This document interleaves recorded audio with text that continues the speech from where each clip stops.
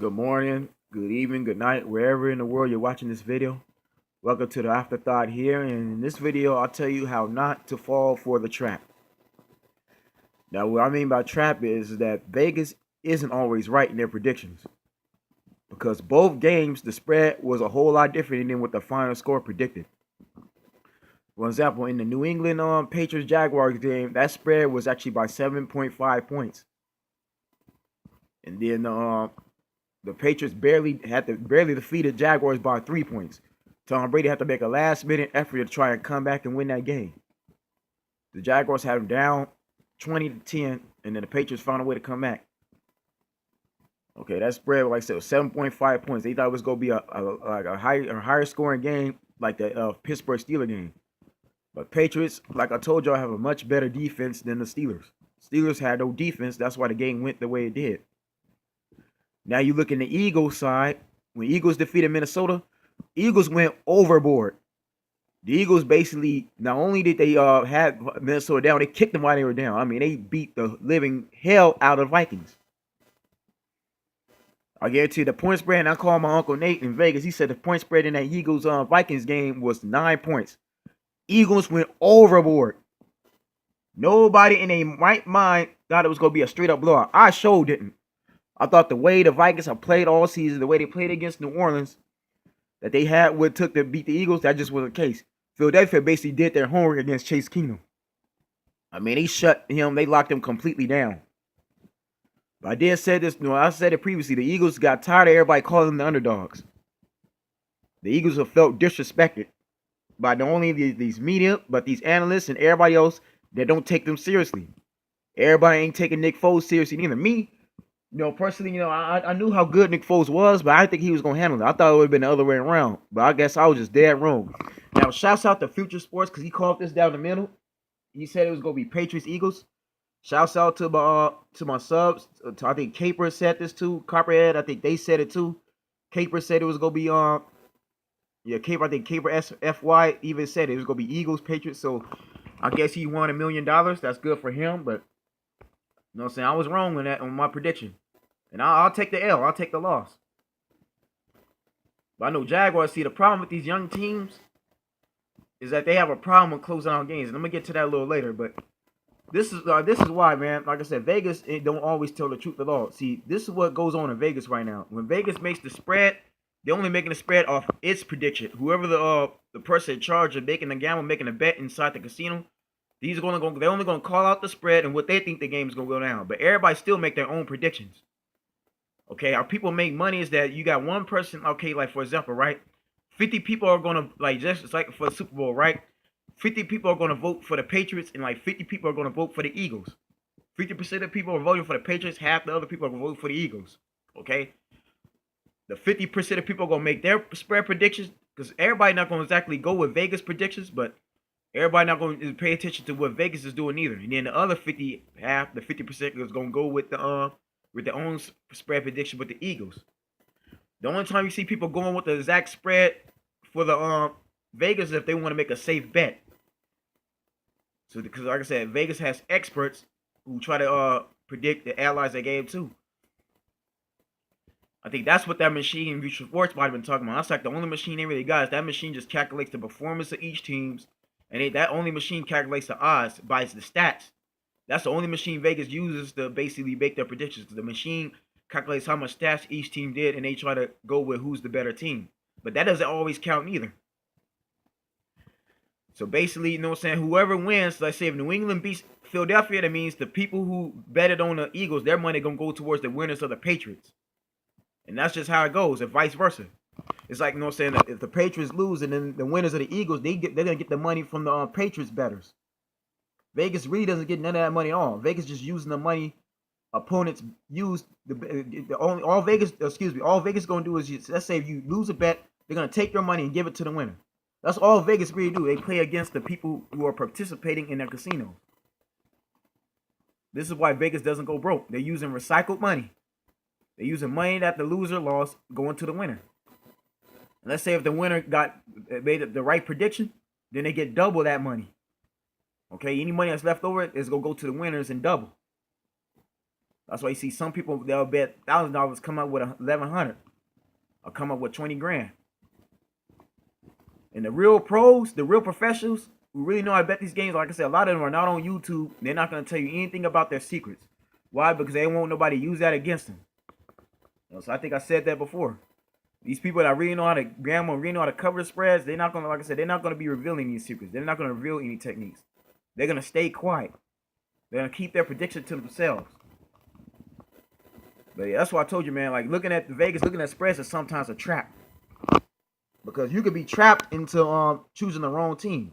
And then you can't always listen to somebody that's going to tell you where to put your money in either.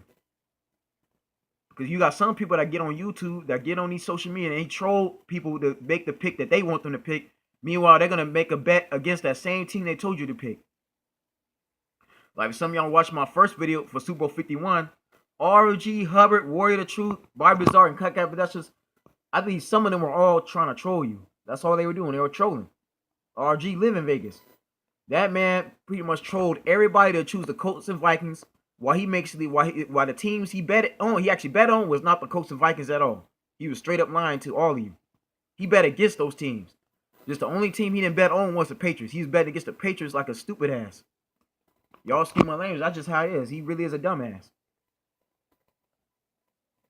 Because as you can see, man, it's hard to bet against New England. It's just hard, man. I bet against New England and took an L. That's because that's how much confidence I had in the Jaguars. And the Jaguars could have won that game. It took New England an effort to try to come back. Jaguars' problem is them penalties they gotten. And then, too, man, they got, like I said, the injuries start setting in. And then, like I said, these young players have a hard time of closing out in the game. And that's just what it is against New England, man. Like, and I know this is the same thing with the Atlanta Falcons. They have a hard time closing out leads. New England's the type of team, you have them down, you got to finish them off. You got to find a way to finish them off. Or else they're going to find a way to come back. And that's all New England did. I said it in my other video. The only way New England beats Jacksonville is off of their experience. They get Jacksonville to play the way they want them to play. They play off of Jacksonville's mistakes. And see, Bortles don't always have the. His offense is kind of limited.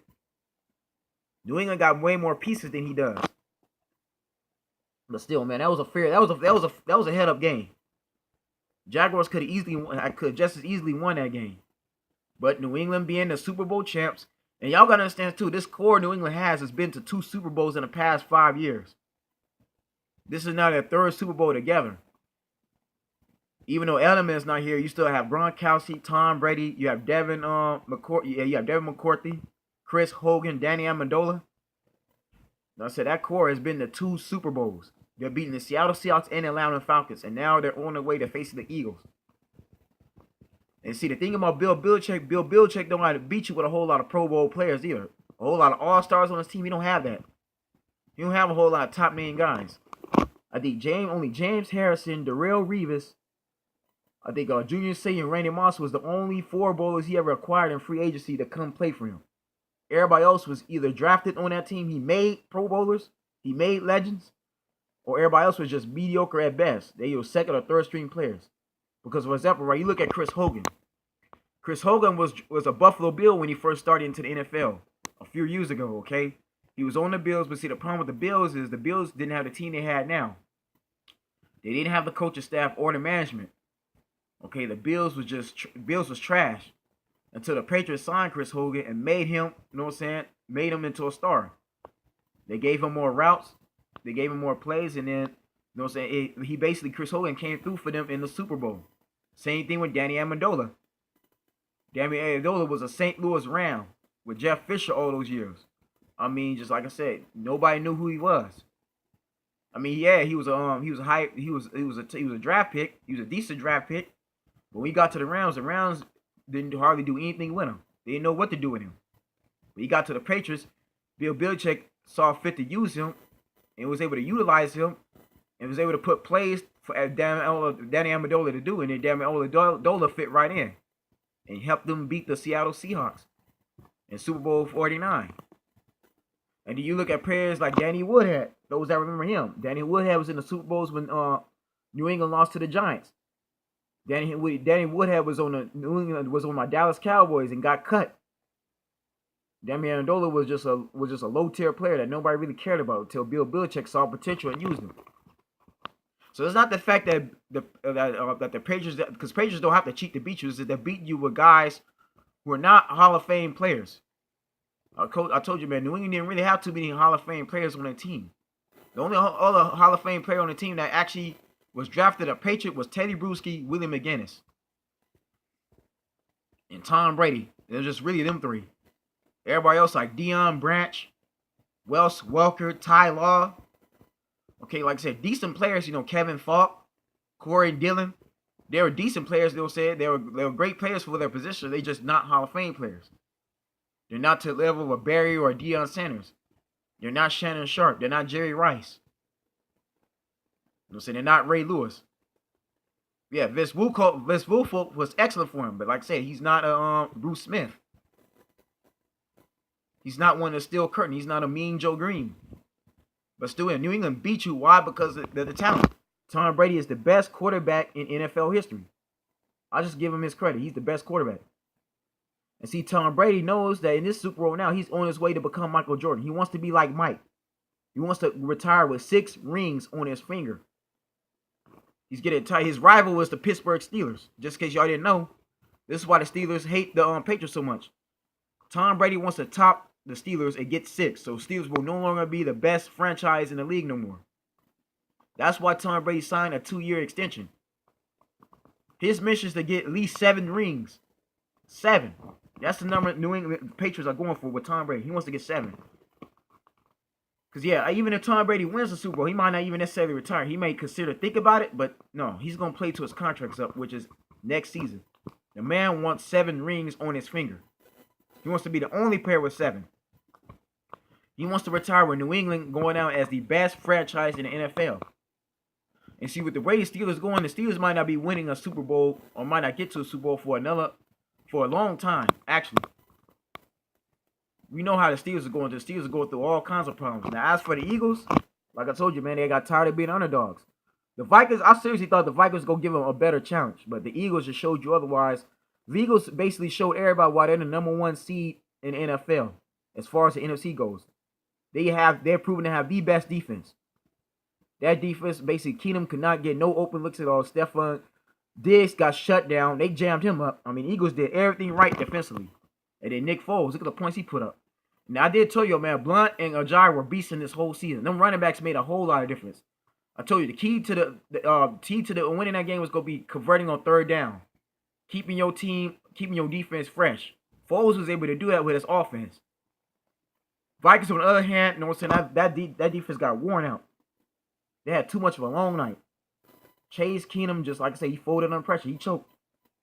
And just like when Carson Palmer, remember, this ain't the only ball I was seeing. You remember when Cam Newton blew the Arizona Cardinals out in that AFC Championship game. This is the same thing. Carson Palmer was just straight up trash. He sucked. Now, see, the difference between Chase Keenum and Carson Palmer, he took him, Carson Palmer went 14 years went like at least about 10 years. 10, 12 years without winning a single playoff game with the Bengals. This man went through years and years of losing in the first round. Chase Keenum actually made it to the first round with his new team. When Carson Palmer left the Bengals, it took him 2-3 years before he actually saw an NFC championship. Carson Palmer was just not that good at all. And yeah, Chase Keenum made a lucky play with the Saints, but he didn't get so lucky with the Eagles. All that proves that Vikings was just never gonna go to Super Bowl 52. It was the Eagles. Eagles is just a way better team. And I think the Eagles won't the Patriots. I think with that being said, I think Eagles have a strong chance of beating New England. I think with the defense they got, the defense now proving they can match up with New England. They have a better defense than Jacksonville. Now Jacksonville did go into this playoff 10-6, whereas the Eagles really only lost 2 games. Well, they only lost 3. They only lost 3 because the Cowboys beat them. They didn't play their starters. But they would have played their starters even in Week 17. My Cowboys be 8-7 right now. Now I'm not gonna make my Super Bowl pick just yet. I'm gonna make my Super Bowl pick when I compare both teams. But I think Eagles got a shot. This Eagle team might be the team to beat New England. Because I told y'all before my last video, Brady's problem is that he should have just retired last year. Because truthfully, man, if Jimmy Garoppolo would have took over, this would have been Jimmy Garoppolo versus Nick Foles right now. Not even Tom Brady. The Patriots would have been still good with Jimmy Garoppolo as the new quarterback, as his new starter. If Tom Brady would have just stepped aside and announced retirement last year, then this would have been Jimmy G leading his Patriot team to this Super Bowl. Jimmy G would have beat the Jacksonville Jaguars, but in a different way. And like I said, this would be him playing the Eagles. The Patriots still would have been good. They still been straight because they still got the rest of their core. The only difference that would have changed was the quarterback.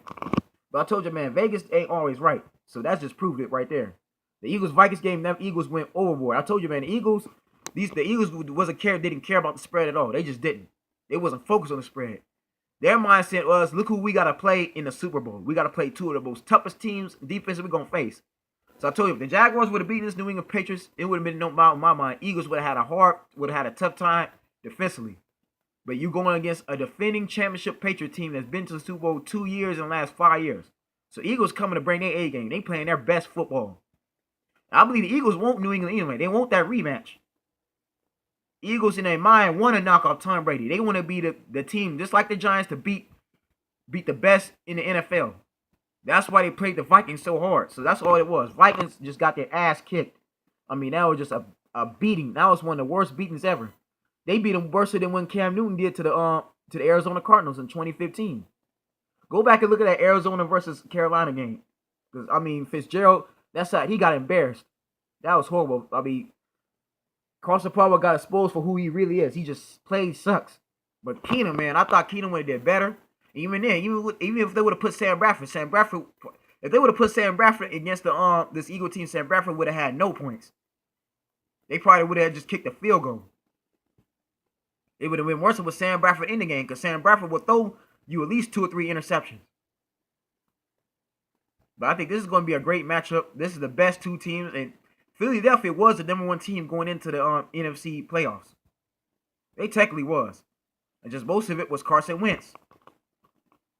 And then we all know how good the Patriots are, but like I told you, man, Vegas don't always cover. Sometimes you just can't pay attention to what Vegas is doing.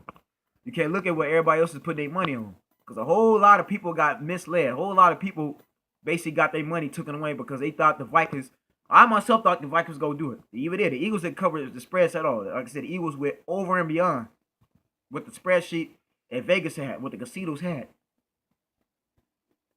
And of course, nobody thought the Patriots would go beat the Jaguars by 3 points. It was 7 points, and there was 7.5 points in that game.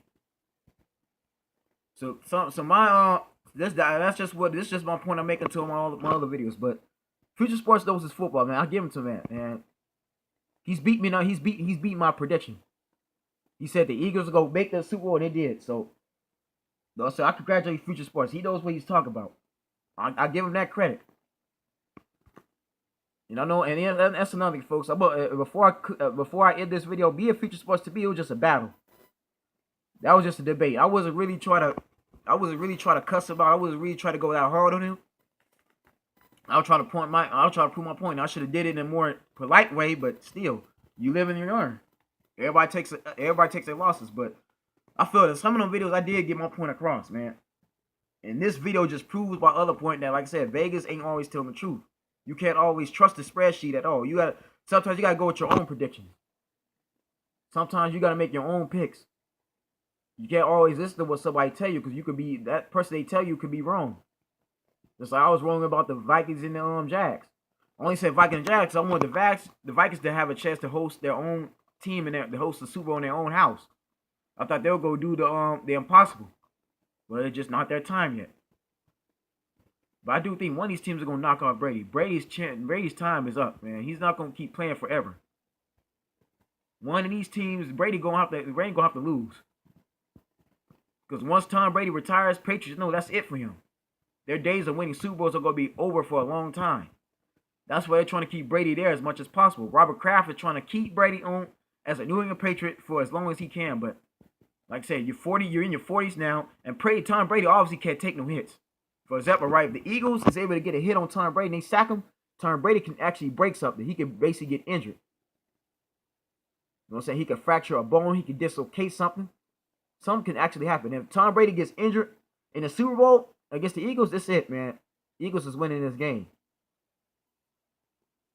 But to me, man, I think if Brady wins the Super Bowl, he should just retire. Retire with 6 rings like Michael Jordan did. Okay? That'll be a new record set in NFL, and nobody's gonna get that record either. Nobody's gonna get 6 rings. At least not now. At least not in my generation. I don't see any quarterback doing it in this next generation because football is becoming way too competitive right now. And like I told y'all in this whole playoffs, like I said, there's a whole lot of new teams that we're not used to seeing every day. Like I said, it's a new era, new generation, new decade. Tom Brady's time is basically winding up. He's not going to be around the next 10 years at all. So teams like the Eagles, they know this already. That's why the Eagles is playing so hard. They're inspired to play.